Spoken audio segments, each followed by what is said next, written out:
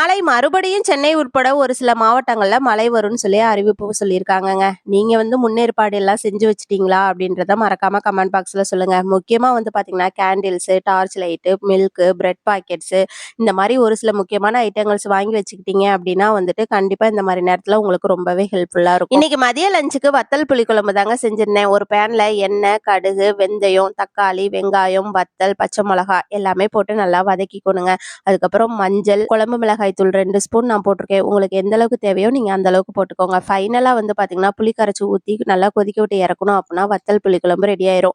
இதுக்கு சைட் டிஷ்ஷா நான் முட்டைக்கோஸ் பொரியல் தாங்க பண்ணியிருந்தேன். ஆக்சுவலா இந்த முட்டைக்கோஸ் வாங்கி 1 வீக் மேல ஆயிடுச்சு. தேங்காய் இல்லாததுனால ஒரு வாரமா முட்டைக்கோஸ் பொரிக்காம அப்படியே வச்சிருந்தேங்க. இன்னைக்கு Blinkitல தான் ஆர்டர் போட்டிருந்தேன். அதோட சேர்த்து பார்த்தீங்கன்னா, ஒரு சில ஸ்நாக்ஸ் ஐட்டம்ஸ் அப்புறம் பருப்பு தீந்து போயிருந்தது. ஸோ அதுவுமே சேர்த்து ஆர்டர் போட்டிருந்தேன். இன்னைக்கு டே எனக்கு இப்படிதான் போச்சு. நாளைக்கு பார்க்கலாம். By. See you on the next vlog.